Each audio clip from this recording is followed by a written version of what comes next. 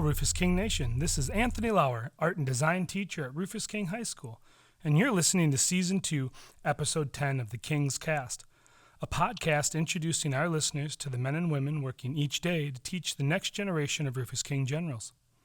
Today, we're talking about the Diploma Program, the capstone of our International Baccalaureate Program, with Daniel Gatewood, our DP coordinator at Rufus King High School.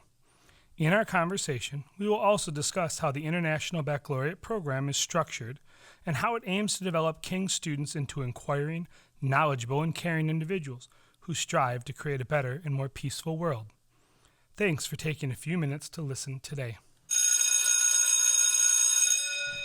Good afternoon, Mr. Gatewood. How are you doing today? I am doing well. Thanks for having me. Yeah, no worries. This is only the second afternoon interview I've been able to do. Most of them didn't during the morning, but Mr. Stovall and I sat down in the afternoon, and now I can say good afternoon to you. That's excellent. You wouldn't want to interview me in the morning.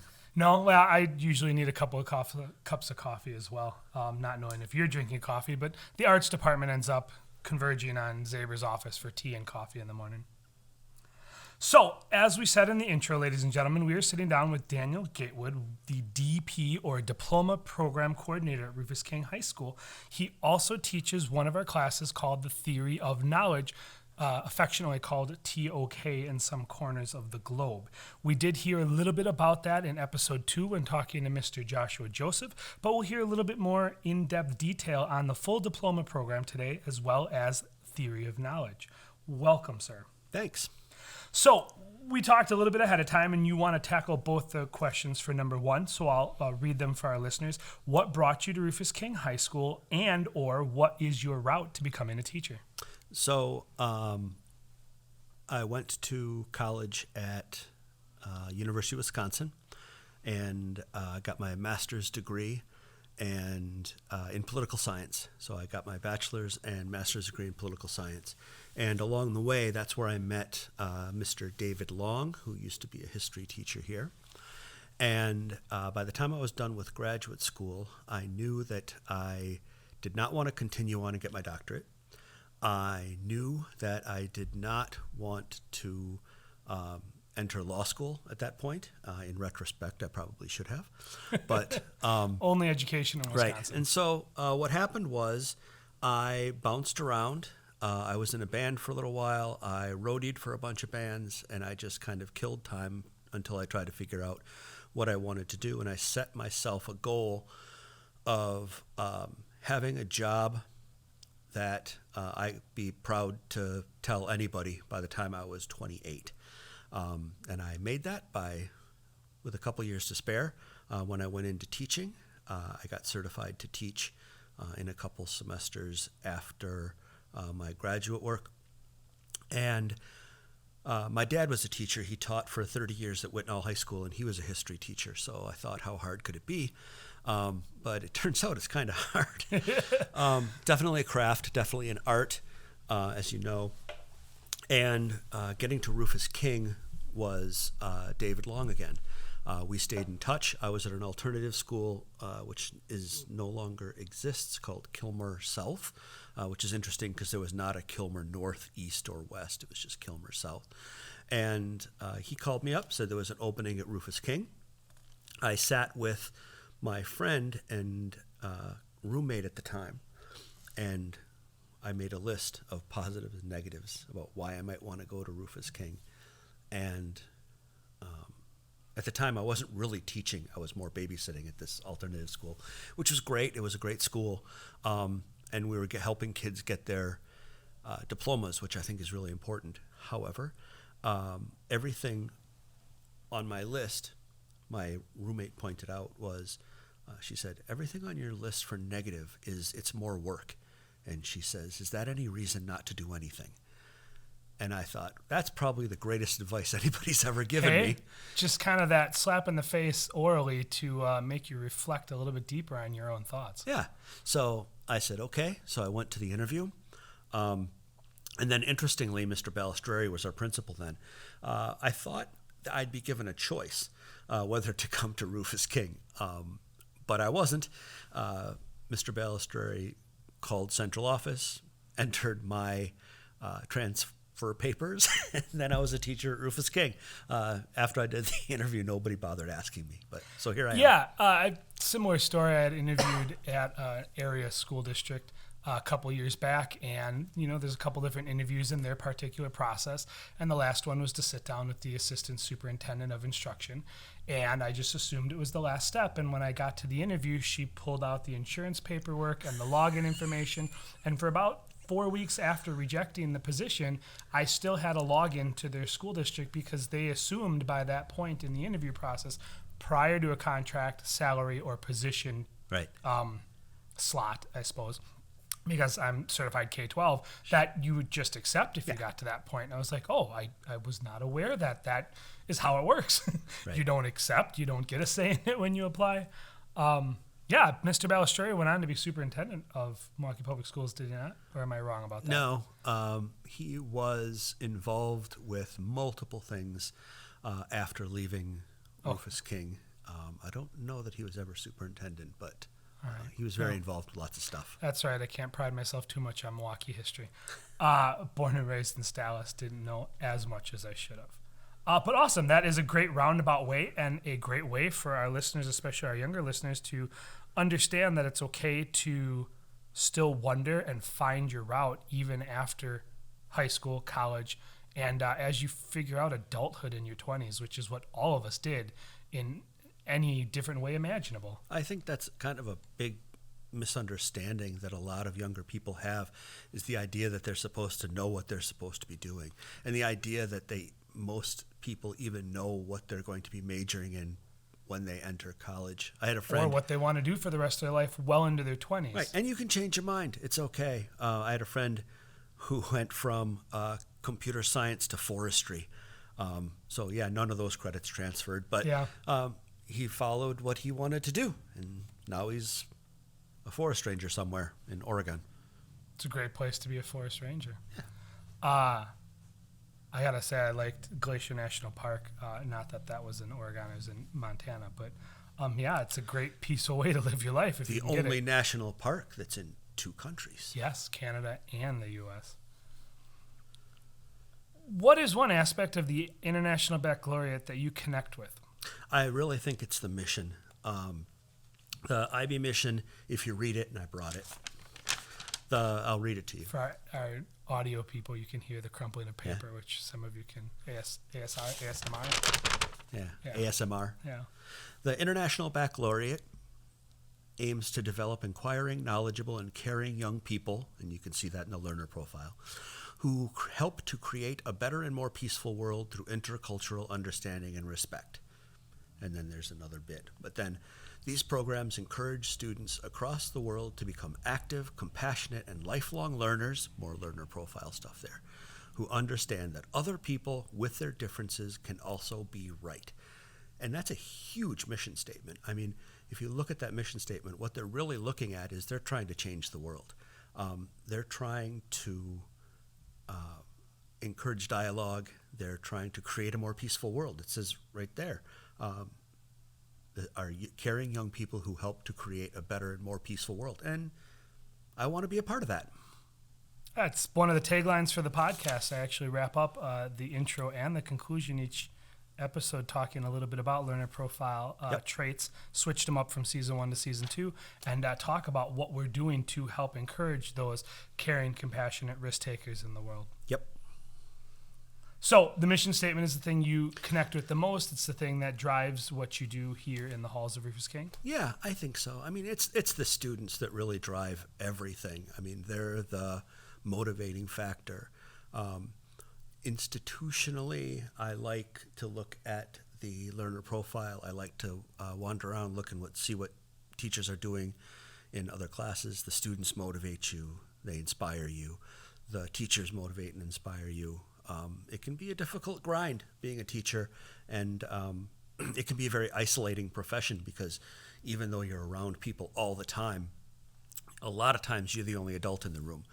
And we're around a lot of young adults, but we're the responsible adult in the room, and it can be kind of isolating. And I think we need something to connect with, and it's something that you value, that keeps you moving. And my colleagues and the students and the mission of the IB are definitely things that keep me going.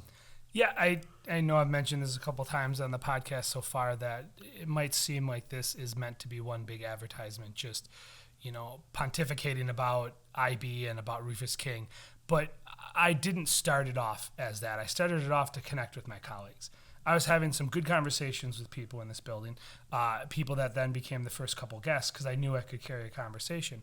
But it's meant to help us connect, not only to help us as colleagues in the building connect, especially after a long pandemic, where we might not know, us veteran teachers, 10 or 20 of the new teachers in the building, but also for those new staff to get to know us, for parents and new families to get to know us, for future colleagues so that we don't necessarily have to solely rely on people to reach out and say, hey, old friend from grad school, there's an opening here. But hey, I've heard about this school, and now I've heard some of the teachers talk about it. And if they're being genuine, which I hope we're being with this podcast, that they might then be interested in supporting our school, trying to, apply to work here, and to know a little bit about this building before they get here. But right off the bat, it was that goal of having those conversations with our colleagues so we could all get to know each other during a time where we all felt disconnected, having literally spent a year and a half at home away from each other. In your classes, do you have a favorite unit, topic, or project that you teach? Yeah. I think the ethics unit in Theory of Knowledge. Theory of Knowledge is a strange class, and you talked about that with Mr. Joseph in a different podcast. But it's a different kind of class. It's a class that's unique to IB. If you take it in college, it would be called epistemology. Okay. And it's how you know what you know and justifications of what you know. And I think the favorite unit that I teach is ethics because it's not something that comes up in as a standalone unique unit in a lot of classes. It comes up in your art class. It comes up in your English class. It comes up in literature. It comes up in social studies. It comes up in all these different classes. But it is peripheral to whatever the content is. Yeah. It's what is the moral thing to do in this situation. And when you're looking at a more inclusive education that we do at Rufus King, inquiry-based, we're asking questions, but at the center of that is always ethical questions. And I really like to get into the different types of ways to measure moral behavior. What is moral behavior? Can we know what moral behavior is? Can we know what the right thing to do is? Can we know truth? And if we cannot know truth, what is our responsibility to truth? And all of these kind of things just kind of roll from that. And the kids really get involved and enthusiastic about that unit as well. Just the idea that ethics can be taught, that morality is something that we develop over time, that really young kids have a different way of viewing moral behavior. And we look at that. And so some of this comes up in psychology. Again, some of this comes up in your art classes. Yeah, it showed up in IB Music a couple weeks ago. Exactly. There was a great conversation between Mr. Zaber, Hazlitt, Graff, and I about abstract truth, and something Mr. Zaber was trying to put into the DP music program as the kids were studying and dissecting different music from different generations. He was trying to connect it back, and he wanted to know what our thoughts were because his kids were asking questions. So we had a great exchange of ideas as well as resources to try to get the kids to really think about that idea of truth and how can you bring truth to the arts. Yep. It's fantastic stuff, and it really is very interconnected with all of our different subject groups, and you can apply it to any one of our courses. And it's one of the units that I teach where students bring it to different teachers and then bring it back, and so there's this constant conversation going on, which you don't always have in terms of interdisciplinarity within the school. So Which I it's think pretty is cool. great for you to hear what else is happening, not only as DB coordinator, but as a teacher, to hear the other contact areas, being, I believe, licensed in social sciences. Yep. But it also allows the kids to see that interconnectivity where it goes back into the different content areas. And then when you guys have discussions back in the room, they're hearing about the kid that went to science, the kid that went to gym, the kid that went to theater, and how that all kind of connects back. Yep. Well, I think that would be an awesome lesson as well. For parents and students out there, what advice do you have about being successful as a student? I think a lot of times students and parents overemphasize intelligence in terms of academic intelligence. I think really a greater driver of success is, it's important to be smart, it's important to be intelligent, but I think our students who really excel are also organized. They also have an interest and they have a desire to learn. They are interested in thoughts. They're interested in ideas. Those students who are only interested in the concrete grade at the end actually struggle a lot more in our classes than those who are interested in having a conversation about an idea or a conversation about a particular unit or trying to solve a particular problem. Our students who are organized and interested, they're the ones who excel because they pursue their interests, and thankfully the International Baccalaureate and all of our courses in the Diploma Program really foster that and encourage that kind of pursuit of interest and ideas. And if students are really only focused on, well, what do I need to do to get this grade? That's not a very effective way to be happy in your educational experience. Or in your life.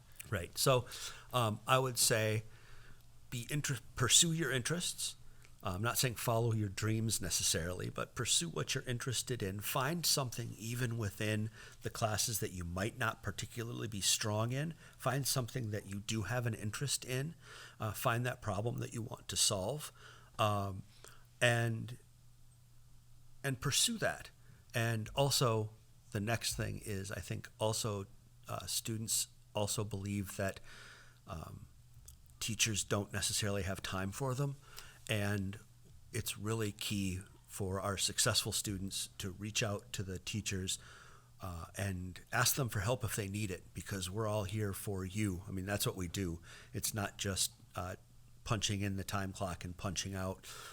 We're here to make sure that the students have what they need and can be successful. So that's what I would say. I've had similar conversations this past week with my MYP design classes, which I know at King we're really working on bringing the MYP to connect better into the DP and to really make sure that our MYP program is fostering all of the learner profiles, traits, as well as the skills that the students will need. And when I wrote that MYP design class based off of IB's outline, but also how I envisioned it, I tried to make sure that the students had that choice. And after this last unit, 60% of my students were starting to fail and losing that grasp because I think they had too much freedom. So we sat down last week on Wednesday and we had, after conferences, kind of a come to the light moment where we needed to talk about it. I said, here are two things that I've noticed as the teacher in both of these hours of what I think has caused some of this distraction and lack of success. But I want to hear from you guys. What can I do better? And a lot of the classes said, or a lot of the students in the two classes said, well, I think we have too much choice. We have too much options and there's too much. We just don't know where to go. And I said, okay, well, let's review back on how this class is structured. There are structures. We have units. We have things that we need to reach, timelines, deadlines, that kind of stuff, in an order to help make it successful. But yeah, 3 of you did podcast. 1 of you did a replica of a soccer field with laser cut little soccer players to show the demonstration of how soccer is played and the different positions. You each communicated something different. Some of you made tutorials on YouTube. Some of you made TikTok life hacks. I gave you guys those choices, and I hear that you're saying that that's too much. Moving forward, we'll start to vote on if everybody should do the exact same thing or not, because I understand that can be overwhelming. Then right away on Friday, last week, Thursday, we started our education design unit, which is talking about schools, how they used to be industrialized, how do learning spaces change over time, how can we be more effective, essentially pedagogically and industrial design related, what can make a learning environment the best so students can learn. And after watching a video and reading our first article, all of a sudden it was like, oh, now I get why you gave us choice. Now I understand it was my way to connect. You didn't tell us all we had to do this. You told us to find that thing we connect to and then connect our interest to the task at hand. Find that that helped us be motivated. And I'm finding more kids now are starting to realize that after they had asked if we could all do the same thing. And they're slowly starting to say, maybe I don't want to do the same thing as my classmate as we move forward in this current unit, especially today after we toured our school. So I'm glad to see that connects with the DP, even though I am trained in DP. I have not taught it yet, so I only have a peripheral of what it takes into those classes to prepare students for their exams. Rounding out to the second to last question, it's going to be more content specific. Mr. Gatewood, you also teach theory of knowledge as mentioned earlier. When Mr. Joseph was on, I asked him this question as a TOK teacher, and I thought I would present it to you to get a different perspective. TOK is unique as it is an IB diploma specific course, as you said earlier, where students begin taking the class in their junior year and complete it in their senior year. Looking at the new assessment criteria for this year, could you talk about how you prepare students for the standard quality of analysis and knowledge? Yeah. One of the interesting things coming from a social science perspective, I've taught history, and teaching history can be quite linear. You start at one date and you continue through to the next date, and you go on that way. And we try and do much more things more thematically. But with theory of knowledge, there isn't necessarily a linear connection. You just kind of have to dive in.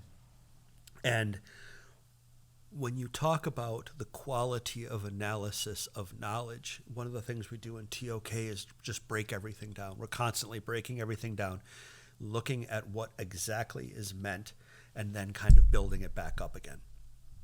So each one of those terms, quality of analysis of knowledge, you can break down each one of those. So quality, well, what do you mean by quality? What makes something quality? And that's really the kind of, in Buddhism, they have greater, lesser, and secret meanings to things, and the outer, inner, and secret. And so the outer meaning of quality of analysis of knowledge would be quality. So if you talk about what is quality, what makes something quality, how can you measure the quality of something? And then the inner would be the analysis, right? If you find the measure of quality, whatever that might be, whatever that variable that you're going to determine, and of course you can have conversations about that, whether it's a good measure or it's a bad measure. Once you have that measure, how do you analyze that? How do you determine what good quality is, medium quality is, bad quality is? So first you determine the metric, and then how do you measure the metric, which would be the analysis. And then of course the inner or secret, of course, would be the knowledge. Well, that's the whole point of the course, knowledge. Well, what do we know? What is knowledge? Is there a difference between personal and shared knowledge? Is the Mandela effect. Yes, exactly. And so if you have personal knowledge, how do you interact with other people within a society as social beings? What impact does shared knowledge in your social groups, plural, have on your personal knowledge? Is there anything new under the sun anyway? What is it to know something? And you can measure that in each of our subject groups. How do you know something in the arts? How do you know something in ethics? How do you know something in mathematics? How do you know something in your literature class? And are they the same thing? And can they be measured the same way? So you can just, you can tell, you can just keep You just going tumble with this. and tumble and tumble down and that tumble road. and tumble, and just from those three words: quality, analysis, knowledge. Now, how do you prepare students for that? You talk, you have conversations, and you just keep talking. And it's dangerous for some of these students that can kind of get And by a little talking, you mean conversations in Yes. the classroom with the students, Exactly. not the sage on the stage right. lecturing. Yeah, and that's the whole thing. You have this Socratic dialogue, and it's the students drive it, which is one of the really nice things about TOK, is that one class is going to be completely different than the next class because it's student driven and Yeah. it's conversational, and so really where you wind up is where the students take it. It's an excellent way to prepare these kids for the questions they're going to have in their 20s as they're trying to figure out how adulting goes. And I think that the kids that choose to take that route here at Rufus King are going to be better prepared to go out into the world as it continues to pose moral and social quandaries for them to tackle. I mean, not that each generation leading up to now hasn't had their own issues to tackle, from civil rights to women's rights to voters' rights to wars, but I do think a lot of that's kind of piling up right now in the current generation. And I think being able to wade through that and really look at it critically will be helpful. As we wrap up, I always like to ask if a guest has a closing thought, quote, or book. Did you have any that you wanted to share today? I would say for books, anything by Oliver Sacks, anything by Tim Harford. He writes for The Economist in England. He has podcasts. He also wrote a book called The Data Detective. All the Light You Cannot See by Anthony Lauer is a book that I just read recently that kind of stuck with me. And really, read anything, read everything. Find that book that you can't put down, because that's just a great feeling. Excellent. Well, thank you so much for giving us some time today and for sharing with the listeners out there in the community what exactly we do here at Rufus King. Thanks for your time. Bye now. Bye. Hello, Rufus King Nation builders. I wanted to thank you for taking the time today to listen to our 10th King's Cast podcast, introducing our community to the staff working daily in the halls of Rufus King High School to support our student generals. I hope you enjoyed today's conversation with Daniel Gatewood, our Diploma Program coordinator. After today's conversation, I feel underprepared to teach ethics in the art room. Certainly something worth researching and adding to my classes moving forward. That said, please join us again next month as we sit down with another Rufus King staff member to discuss how they bring the International Baccalaureate to life in their classrooms.